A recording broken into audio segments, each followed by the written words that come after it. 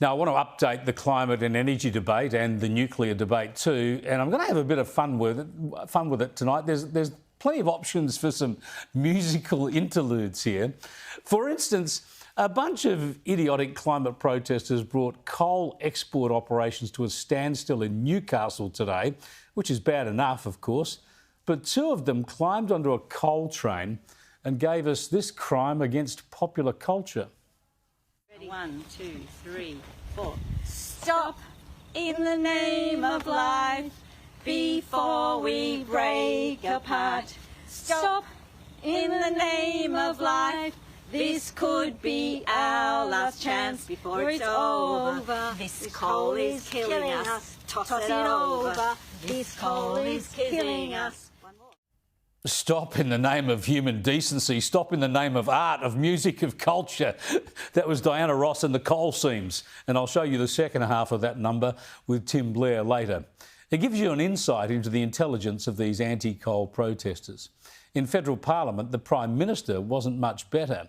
When he was asked why he opposes nuclear when Labor in the UK wants more nuclear energy, he seemed to suggest the reason we don't need nuclear here is that we've got plenty of sunshine.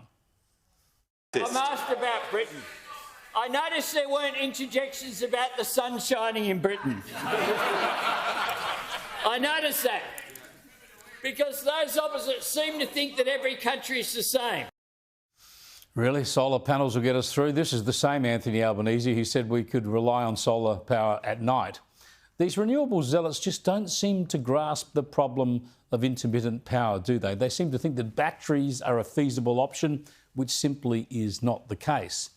And then the Climate and Energy Minister made two conflicting points in one answer. He boasted about the taxpayer-funded energy rebates that Labor has desperately come up with because power prices have gone up so high so quickly.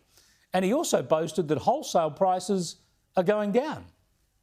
In 6 days' time, every single Australian with an energy bill will get relief from this government, following the relief in last year's budget. And of course, Mr.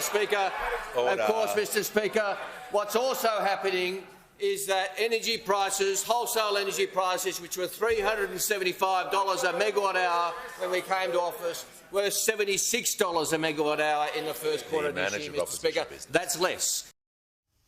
Seriously, mate, we don't pay wholesale prices. We have to pay what the retailer bills us.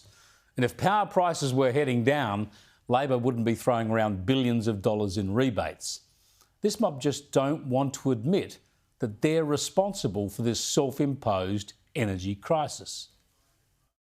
Albo says he's not responsible, not responsible. She can't answer for the wrong things he gets up to. He thinks is not responsible, not responsible.